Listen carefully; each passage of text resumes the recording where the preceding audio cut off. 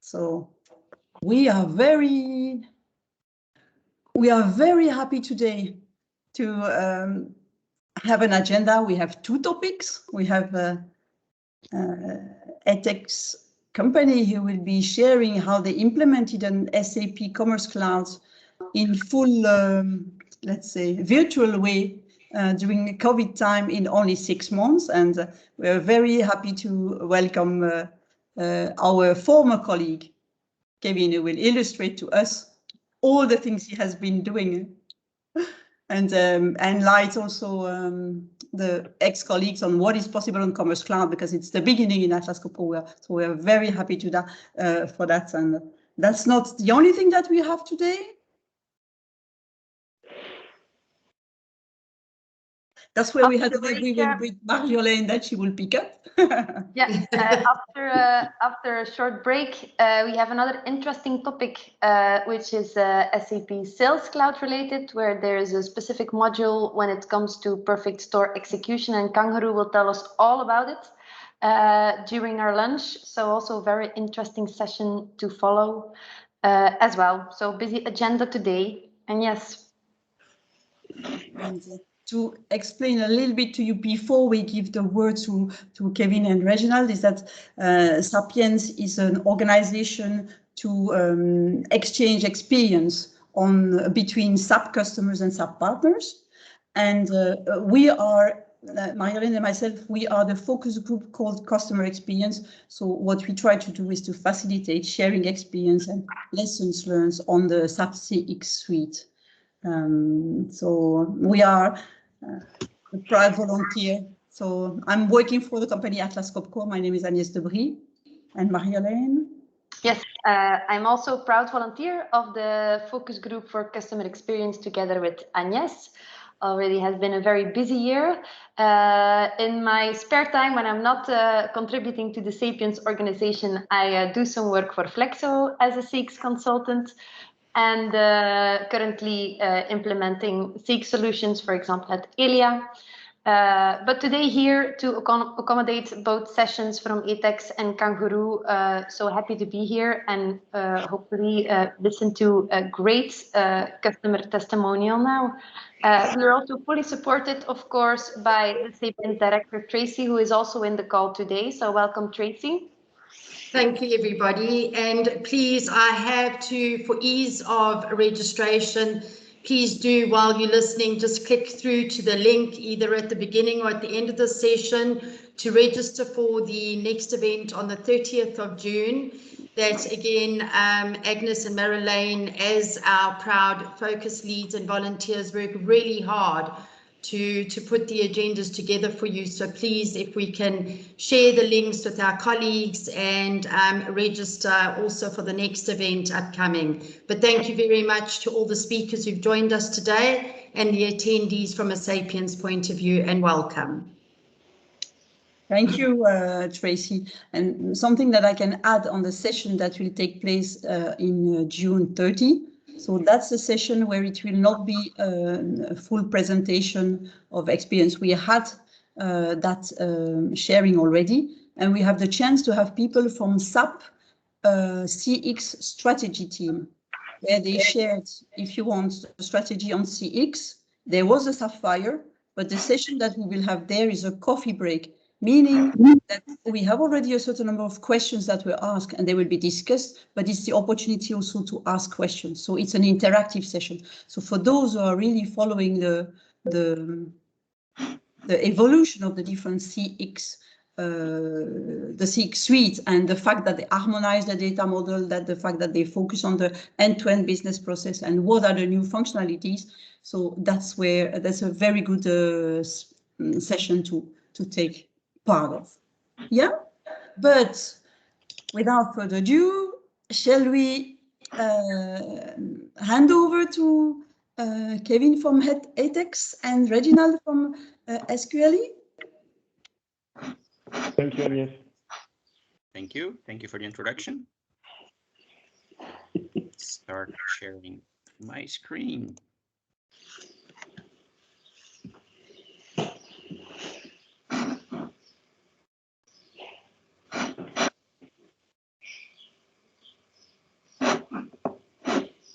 You should see the presentation Yes. now. Yeah, absolutely. Okay, first of all, maybe who is who, and then we'll guide you through the agenda. So both myself and Reginald will do the presentation. So my name is Kevin Gielen. I am at this moment the business demand manager digital at Etex. Previously, I worked also as a project manager for the implementation of the Commerce Cloud at Etex, and actually since the last 2-3 months I've taken up a new role, but I'm still happy to show you this presentation and actually guide you through what we have done. Let's say end of last year, beginning of this year with the SAP Commerce Cloud. My name is Reginald Roussel. I joined SQLI a couple of years ago, and I'm a business unit manager for the commerce and service part of SQLI Benelux. And together with Kevin, well, I steered the project and guided the project through the implementation over the last year and beginning of this year. And still very happy to continue working with Kevin and his colleagues at the Etex digital transformation. Okay, so what will we do today? First, I'll give you a bit of an introduction of Etex. What do we do? Then I will go over the project context. Reginald will completely talk us through the realization and our key challenges, project planning. How did we do it during COVID times? I'll go a bit deeper as well on the lessons learned. We have a 10-minute demo planned, and in the end, of course, any questions that you'll have, we'll try to answer that if there is enough time. But normally we should have at least 10 minutes in the end for any questions. Please, if you have a question already during the session, do not hesitate to put it in the chat. It's easy for us to moderate then the questions at the end for Kevin and Roussel, for Reginald. So do not hesitate to bomb the chat with your questions. Okay, so what is Etex? We are an international industrial company with headquarters in Belgium. We are about a bit over 11,000 employees working at Etex and in more than 42 countries with over 110 different sites. If you look at our revenue last year, was about 2.6 billion. As you can see on the map, I think our main operations are within Europe as well as in Latin America, but there are some branches, let's say, all over the world. This gives you a bit of an idea on where we are currently present with Etex. But what do we do? We are divided in 4 global divisions, and each is targeting a specific business segment. First of all, we have a building performance division, which is focusing on drywall systems, plasters, and compounds. Definitely on a passive fire protection and some of those and their associated products. Then our second division is exteriors, which is focusing on architecture, but as well on residential housing, both for you and me, and also in the agricultural fiber cement materials. Then there is an industry division, which is very bit of a more niche product, getting a high performance insulation and fire protection solutions for industrial players. And then the last one, which is actually our newest one, is called New Ways, where we really focus on specialized offsite building technologies, both in wood and steel framing, where we do modular building, so where we can very fast build very lightweight housing or hospitals where it is needed. We are actually a house of brands. On the market itself, Etex is not a brand that is being sold, but you see on the left of the side here, we have about 10 different main brands. There are a bit smaller brands as well, depending on the region where you're in. But going out to the market with Seadrill, Equiton, Promat, Signat, Eternit, for example, those are really the brands that you will find on the websites when you are looking for our products. And then Etex is the group that brings this all together.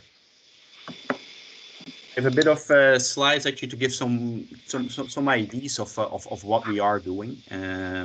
For example, in Amsterdam, there's a building called Hoort, which was built last year. It's one of the tallest. I think it is the tallest apartment building completely constructed out of wood in Amsterdam.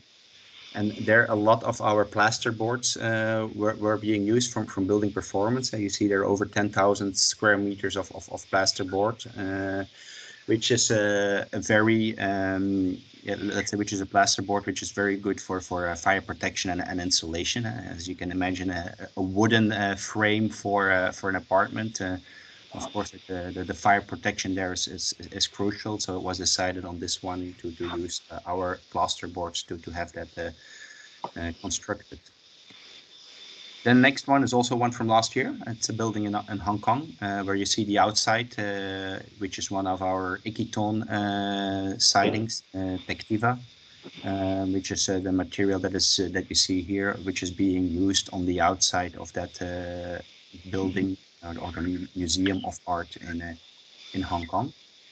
That's one from our exteriors division. And the last example I have here, it's already from 2015. It's from Bombardier, the French train company, where together with Promat, actually the battery cases, which are in every compartment, so you can charge your phone or where the brakes work or which open the doors when the train is not driving.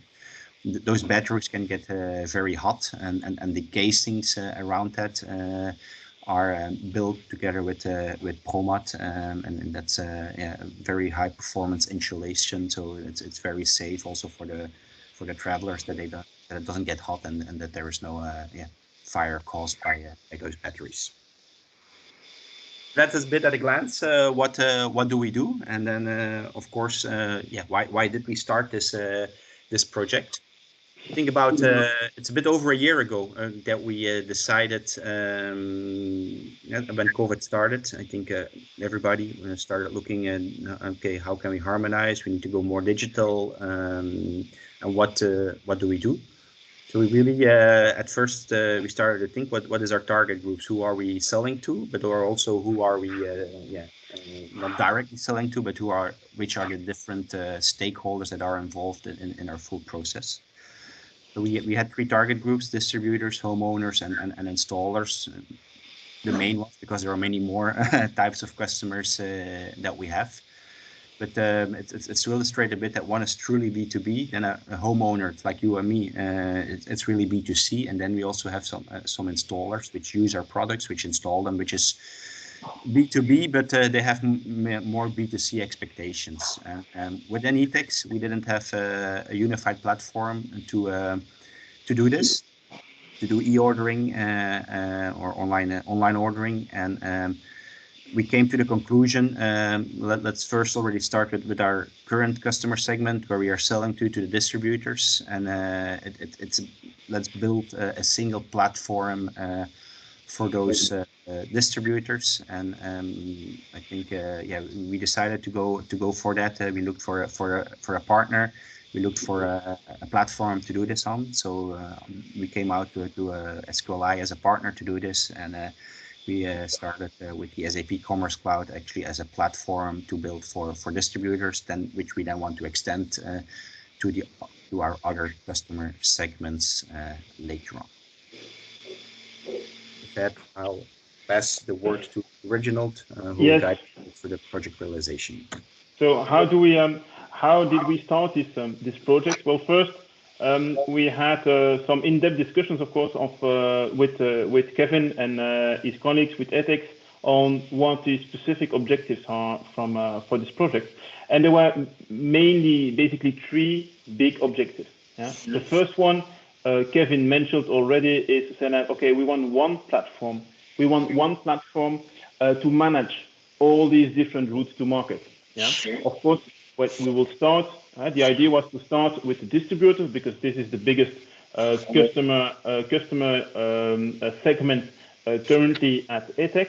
But the idea is that with the same platform, we could expand, or we can expand to the other personas, other types of customers, the homeowners, the installers, and for the individual brands. Yeah, knowing that here on the portal, Etex sells everything within the Etex brand. So the portal is single branded. All the brands are within Etex. A second important objective was given the type of customers, the distributors, that operational efficiency was really absolutely important. They know the distributors, they know the products. Yeah, they are absolute professionals, knowing very well the products of Etex. So they want something that is fast, that is effective, that is efficient, no hassle. We want to order and be delivered in time, on the correct spot, on the correct site we are working on.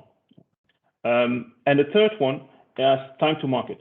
Etex said like they had very long, in-depth discussions about how they wanted to start with e-commerce on a harmonized way. Once the decision was taken, they said, okay, we want to move fast. Yeah, knowing also that it would be, let's say, a first big step. And this would the sooner you take the step, the sooner you can take the next step. That's of course always the case. So time to market was very important as well.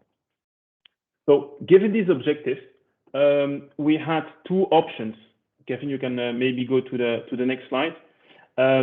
Two options from a content architecture point of view.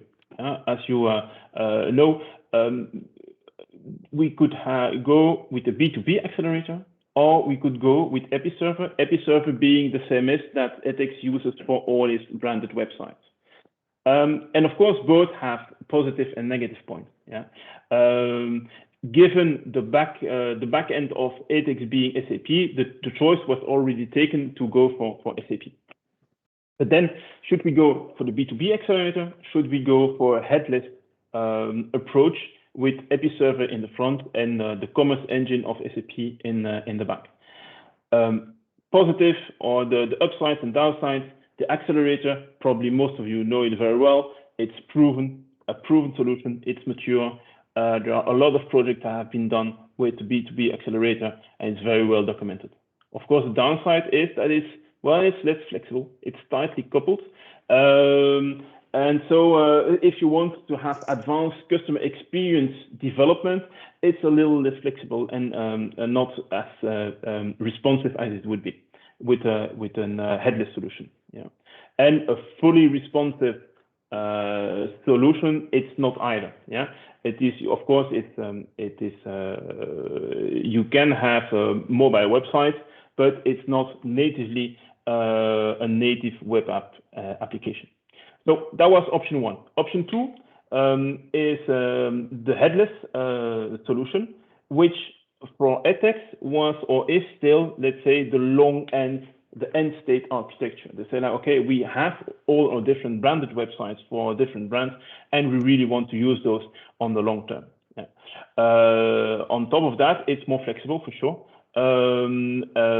and we could use the branded websites already. Yeah, but the downside is definitely a longer time to market, and since it's managed by a different partner, we definitely would have some extra project management to align the front teams and the back teams. Yeah, so end state architecture, but a higher risk in the initial development. So given the time to market ambition from Etex, and given the fact that for the distributor there was a very good coverage of the functionalities within the B2B accelerator, the decision was taken to go for the B2B accelerator. And we still have some challenges, of course. Yeah. So what did we do? And you can go to the next slide, Kevin, where you see, like, we defined to say, okay, the pilot we developed together with Kevin was to say, like, we go for the B2B accelerator specific on the distributor portal. And we started that for one country, being UK, yeah, with a second stream, but that is not started yet, where we say, like, we'll go for a headless approach with the Episerver CMS that is currently already in place at Etex. So some challenges that we faced and solved is, first of all, the PIM, or the product structure, let's say. Yeah. At Etex, they have a three-tiered product model. So you have the PIM that is done in River, sorry, where they are focused on the commercial part. They are focused on the commercial concepts, being, I have one product, for example, Seadrill Click, that is one specific product that is declined in several items. The item could be the color of the product, the size, or the finishing of the product. Yeah, and this is stored in River as a specific PIM, and it is stored with the concept of markets. A market being a geography, basically, yeah, a country.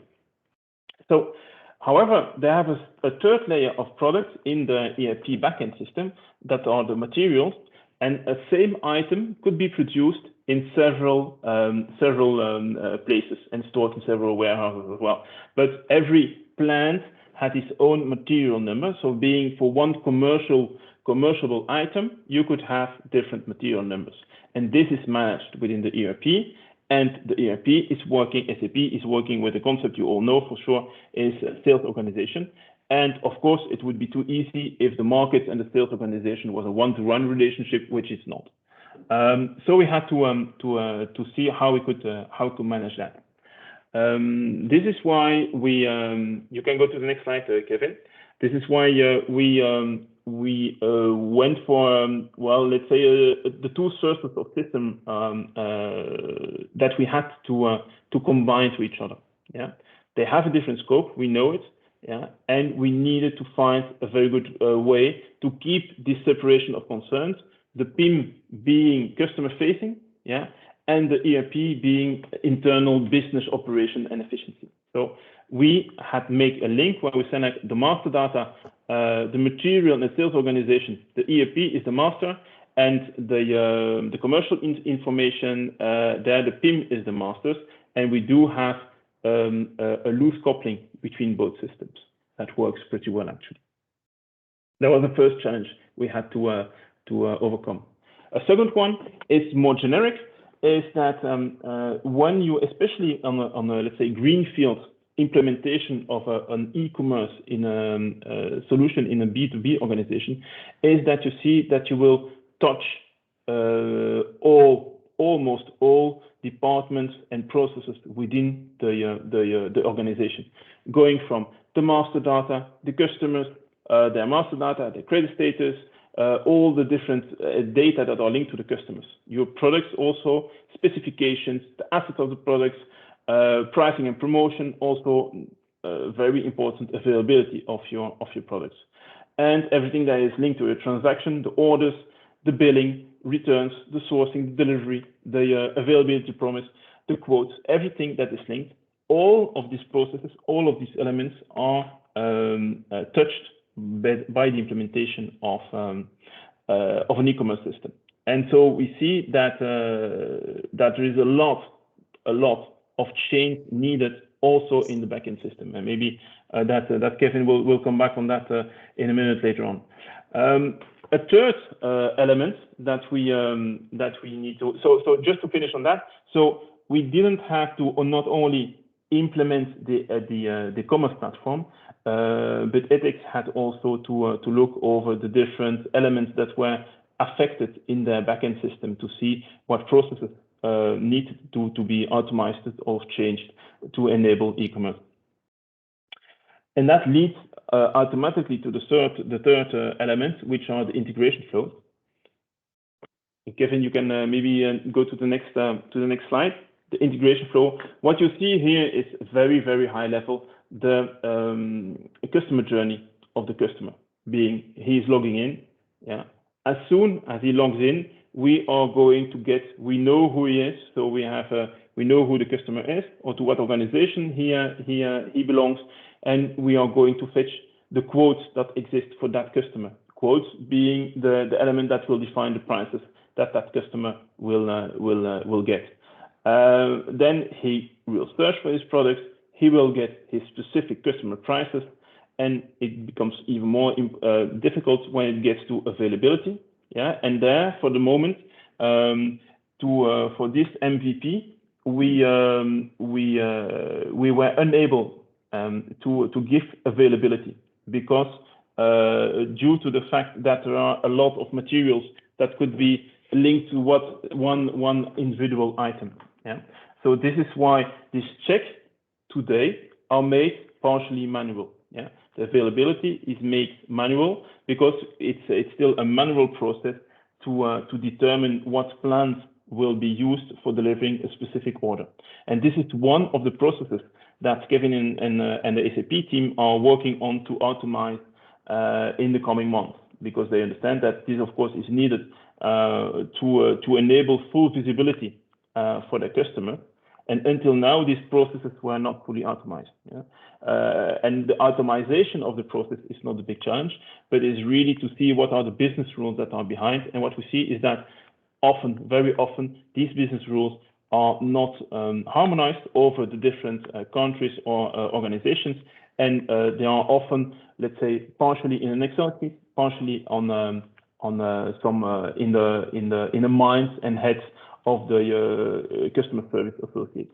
So this needs to be clarified and optimized and harmonized in order to foresee a full visibility on availability. So this is why we say like integration flows are really, really important, and not only the integration, but also to see what need to be changed in the backend system to enable that. Yeah. Once we do have availability, of course, you can make a full order confirmation, and the billing part will be easier in a B2B context as the availability check that was the most complex. So there were the three, let's say, main challenges that we faced in this project. When we come to timing, you can go to the next slide, Kevin, and we see like here you see a high-level timing. So we did the go live within the 5th month. Yeah, we started the 2nd week of September, and we were live the 2nd week of February.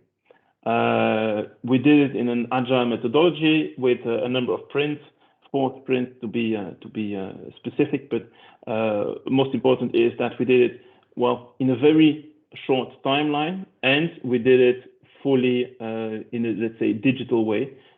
We saw each other almost not. But Kevin will come on that back as well. Kevin, I think that the word is yours again.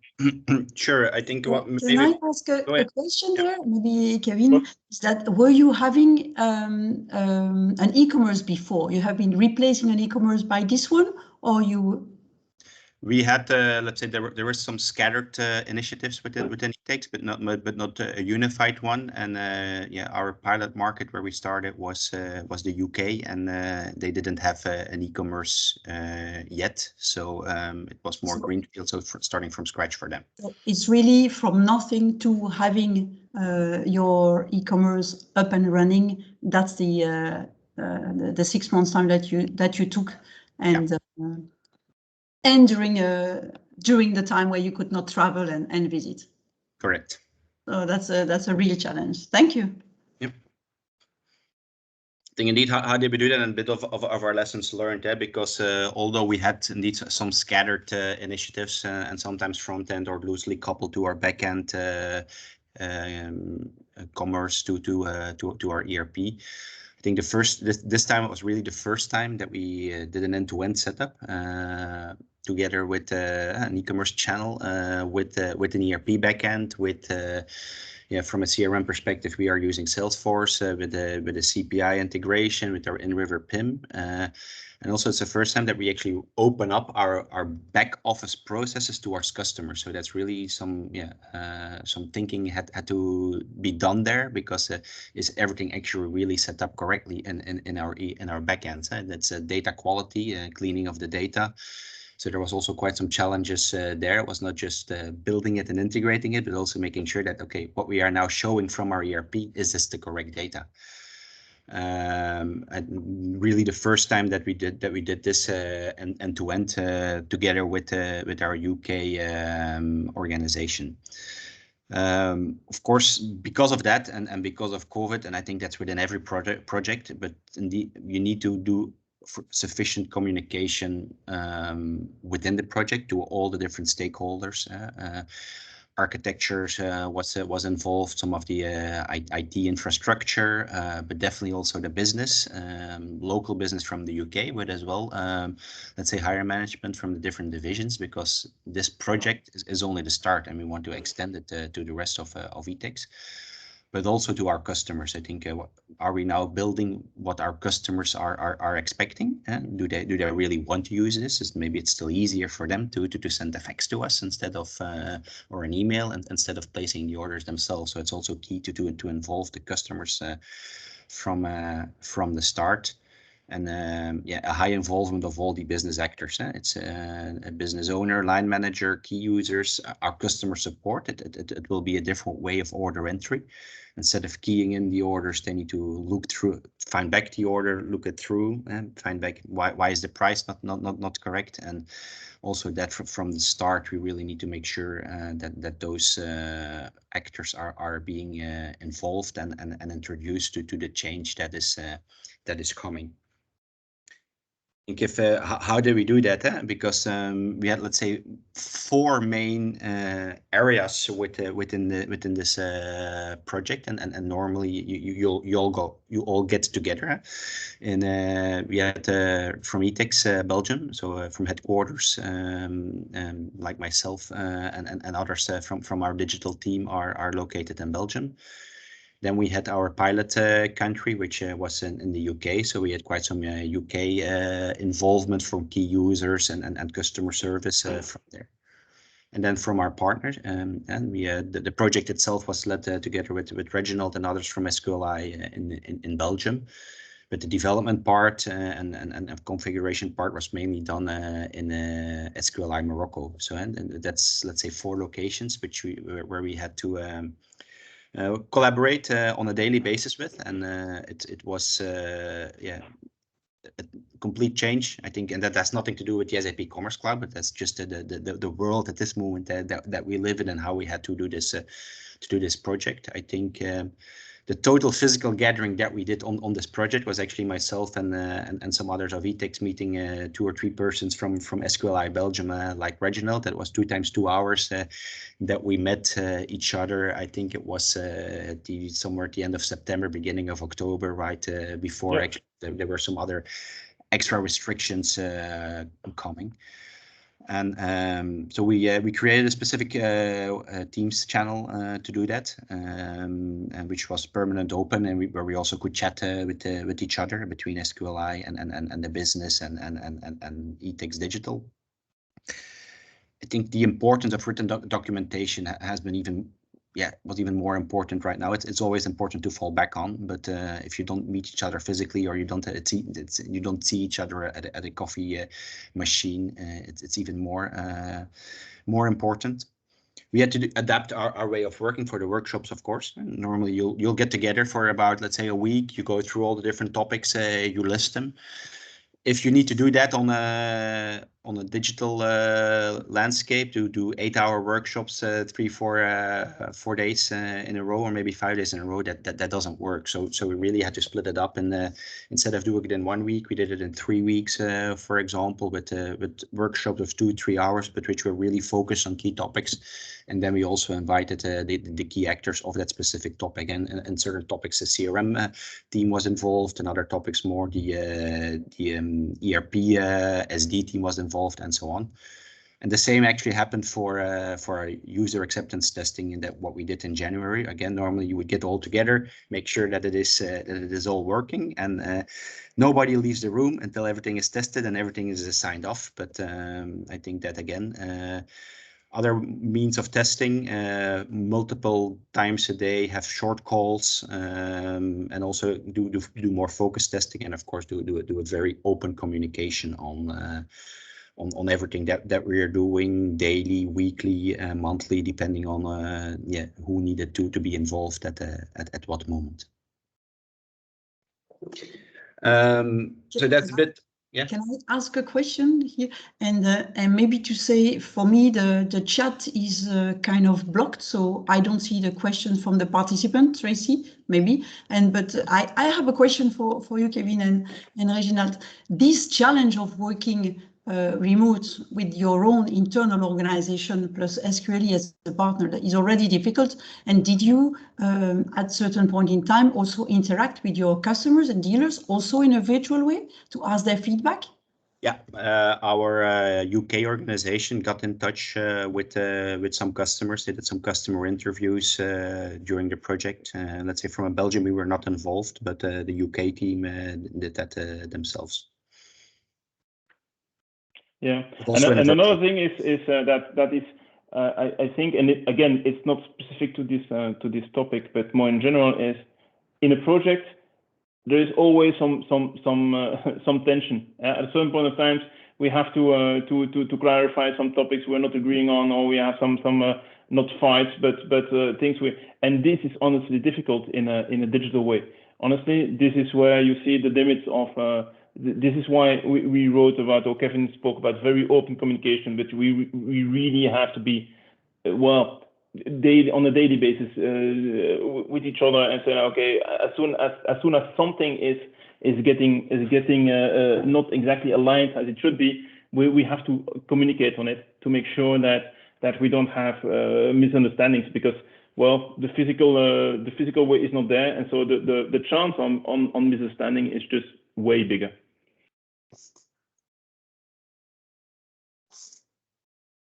Okay. Okay. Any other questions? So after the UK now, are other countries already rolled out or on the planning? On the planning, yes, not yet rolled out. I think our Germany is in 2 weeks. Yeah. And then after the summer, we have some other countries. We have Latin America is for after the summer, and Indonesia as well. Busy times. Indeed. And maybe another question, when we see, but we should see the demo, when we see what you are expressing as the main challenge, you are talking about the way of interacting, the importance of having under control the internal processes, but you are not talking about the issues with the SAP Commerce Cloud, as a solution. So can we take that as a point for the different SAP customers here or SAP partners here, that the SAP Commerce Cloud was a piece of cake to implement, and how was the support from SAP on this? A piece of cake. I don't know if we can say that, but I think in general, if I compare that to other projects that I did as well with SAP, the SAP Commerce Cloud itself is a very robust and reliable solution. I think we had to create 2 tickets towards SAP over the course of the whole project. So we opened up 2 OSS nodes, and for the rest, it worked quite well. I think we also tried to stay as close as possible, of course, to the standard solution of SAP, considering the time frame, but as well. And honestly, Kevin, and this is I can compare with other customers, but I seldom see starts of projects where we say like, well, we are not going to do the standards. We are going right away to something completely different. Almost every project starts with we'll stay to the standard, and then along the way it gets we'll yes but. And here, honestly, From a Etex perspective, they have been very straightforward and said like, no, we really want to stay to the start. We want to be efficient and smart and fast and effective, and so it fits the job. And this was absolutely a great challenge. First, because you have to convince, of course, your sales team, your marketing teams, and internal teams that this is the way to go. But it works. It works, and I think, Kevin, that the outcome was also very positive, even from management that said, okay, it's really good. So even though the B2B accelerator may not be the latest in terms of whistle and bells, and it's not the Christmas tree, but it's extremely well built and very efficient. So it absolutely fit the job. And as I said, the fact that we were almost fully standard makes that we had little, a piece of cake. It's a big cake. It's a big piece, but it was not the main challenge. Let's say it like that. Yeah. Very good. Very good feedback to all the SAP customers and partners. Thank you. Okay, I think it's time for a demo. It's not going to be a live demo. I prepared a video for that, not because I don't trust the system, but because I had to blur out some things because they cannot be disclosed to everybody, and it's really a glance of our production system. So the demo that is taken it's a live demo. It means it's the video itself is nowhere stopped or cut, but you'll see some of my great blurring skills via YouTube in it, and it's not 100% maybe how it should be, but it should give you a bit of a glance on what we did, and it's about a 9-minute demo. I'll be talking through it, and I hope I still remember what I did 2 weeks ago when I created this video. So what you see here is actually our login page, where you just it's a single sign-on with some other tools as well. And this is actually here the first page that the customer sees when he starts the login of our the SAP Commerce Cloud. It is aligned with what we have on our websites. You see some orders, questions and claims on the top, which is not on the Commerce Cloud, but integrated into Salesforce itself. There is an FAQ section, and then you have our different product catalogs. 2 brands are being sold, Promat and Cignat. And then there are some links to overview of orders, reorder, past orders, and some questions and claims. And then at the bottom, you see some footer which is aligned with our brand website. Going through our brand catalog, our product catalog, you see we actually have made 137 products available to be sold online in our markets. So a product is a set of different items that we can, and we can filter them easily on the left side with brands or type or subtype. For this demo, I filtered on Cignat and brand some boards, and I just stayed standard in this one. So we're filtering here on the standard plaster boards, where we have 3 different plaster boards which are standard, and really go for the standard one there. So you here see our standard product, but there are different options of that, and different lengths, different widths, thickness, and different edge types that you can, let's say, kind of configure in there. But at the bottom, you see what is how many sheets there are on a pallet, and how much a pallet weighs, and all the different possibilities of this standard board. The different dimensions and the different edges are there as well.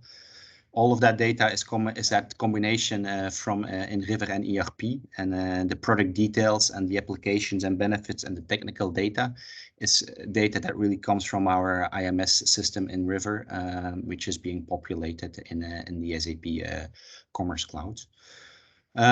So I'll try to select here a specific board, 2 meter 40 length, the width and the thickness, and I think it's a tapered edge. We sell to our distributors directly with pallets. So I'm going to add some 5 pallets to the cart, and here you can choose to continue shopping or ready to go to your checkout. But for the sake of this demo, I'll add some more variants of the boards, so some different pallets of that as well. Continue shopping, and we'll add 1 more, or 4 pallets of this one. this specific type, and now we can go to the checkout. Really, at this moment, actually SAP is being called, and all the pricing, which I cannot show here, but is being added.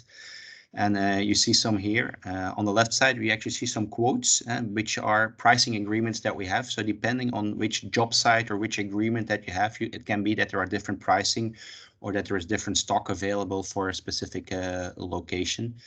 Today, it's an order that was for the 30th of June, but none of the boards were available in our main warehouse. So that board itself is not available at this moment for the selected date. And on the right top, it says the delivery vehicle capacity is something that we have integrated as custom from SAP, but that is really also on our order surcharge. So we try to sell as much full trucks as possible. So by adding now 10 pallets, again, a call is done to SAP, and you see now I'm actually over capacity, and I cannot place the order as a customer. So I'll just reduce it to 8 pallets, and you'll see that the truck capacity itself is green again, and we can actually proceed with the order. There is still a small order surcharge, so by me making it as full as possible, also our freight costs are actually gone, and you see there now there is no freight charge anymore. On the left side, you give your customer specific purchase order number. And you can also add some specific order comments. Please drop it at a certain place, or call me, or whatever, and that all of that data is being transferred to SAP ERP when you place the order. There are also other ways of adding it. I think one thing I would like to show here is the search. Even if you make a typo, I'm now making a CNAT board, so it's actually already saying, do you mean something else? Did you mean CNAT instead of CNAT? So that's a default functionality within the Commerce Cloud, which is quite handy. And it gives already, like Google, some proposals at the moment you start typing. Or you can even start typing there with, like you just did, with some specific SAP item ID, and you come immediately to that item, and you can add also to that to your cart some of these products. We also foreseen a page where if you know, and if you order regularly, you know the product IDs of Etex, you just start entering your product ID there. You get the price, and this is a U-track, which is sold in packs, not in pallets. And I also add a specific sealant, which is in boxes, and there are 15 boxes that I add that because of a specific reason, and we can do that up to 25, clear it or add it to the cart. At the right top, you will now see that the 3 items will actually change to 6 items, and our truck is over full right now because we added some extra parts to it. But there you see at the bottom the 100 packs that are added. And actually, there is a specific gun added, and that's because of a setup in our ERP system that for every 15 boxes that are sold, you'll get a free mastic gun together with those 15 boxes. To place the order, just make sure that we are under our capacity again, and we can actually move ahead now with a 94% truck fill rate. No freight charges are done. We'll go to the checkout page. You see a summary of what is all there, and by placing first, you still need to confirm our terms and condition. You place the order, and immediately the order is being placed in SAP. There's also an order overview, so where you can see what are the orders that have been created with that customer, which is the status. You can view a specific order and immediately reorder it from there. Check the agreement or the job site that you want to have this done, add your requested delivery date, and also add a specific vehicle if that would be available. And you update the shopping cart with this, and now you actually see a new shopping cart here with the items that are previously ordered. That's one part of the functionality, and then another part which was really handy for testing is actually the ASM module, so the assisted service module, so where you can actually log in as a specific user.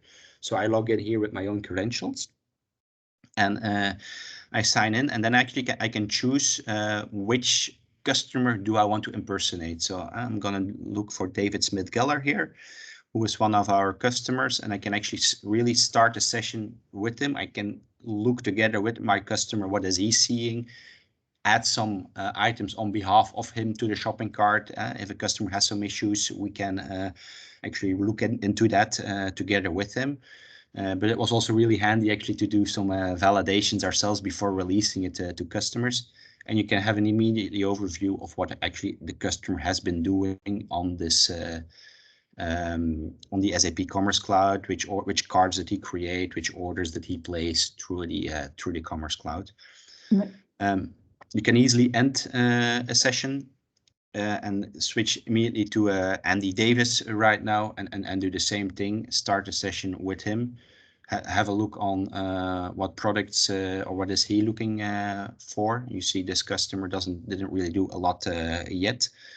But I think this is one of the features which was most appreciated by our customer service support, because now they could really actually have a view of what the customer is seeing without needing to create dummy users and all of that. So that was really, let's say, a very handy tool also to do validations and so on. Thank you very much, Kevin, for the demonstration. And there will probably be some questions. I do have a questions. Go ahead, because that was our last slide, and we are at the Q&A right now. So. Okay. For me, when you say impersonate, it's great because you can see it. I think it's a standard functionality from the Commerce Cloud that you say. It's standard. Yeah. And but the question that I have is that as a customer or as a distributor, I would not like that someone could enter in my session and order in my name and then pretend that I have been ordering something. So is there a limit of what can be done, or how is this working? We could limit that. Yes, let's say we didn't, but based on your user roles in the let's say the administration cockpit, you can limit it.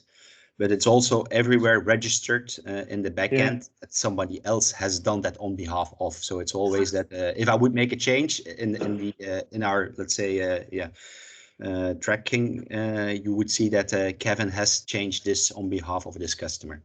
So it was always traced back on who did what. It is also very helpful, and yes, when you want to help a customer, a customer is asking you to help him. For example, in these times, but remember, we used to go to the customer physically, and we hope to soon go back to the customers physically. You can help and show him with your own device, but with his own with let's say his own user almost, so you can order on his behalf to show him. It's very helpful to help customer to use the system and to make to make orders in his place when you are next to him, for example. Okay. So now a message to all of you joining here. I do not see the chat, so I do not see your questions. I don't know, Marjolaine, if you see the questions. No. No, it's muted. It's saying muted. So we will adapt and we will say, please unmute yourself to ask the question. Sorry, I'm trying to work out why it's saying that. I've got no idea why it's muted. This meeting chat is muted. Settings. Let me just quickly fix it for you. Unmute. Save. I have a question. Your ERP backbone, is it ECC? Yes. Yes, and the plans to go to S4, is that also on the table? There are discussions ongoing, but I honestly don't know the status of that. So that hasn't been decided what is the way forward. And do you know, Reginald, then is there then work to redo integrations or to? Very little. Well, no work. I would be a strong statement, but we since we use CPI. This is even more featured to connect to S4. Okay. So from the CPI part, it should be even faster. Of course, there are other connections with some other middlewares but what is directly linked to the commerce is all working via CPI, and thus the migration to S4 would be a no-brainer. or a piece of cake. I don't. What the size of the cake is, we don't know yet, but it should be a piece of cake. But we love cake. We love cake, so that's okay. Is there someone who wants to ask a question? Michael.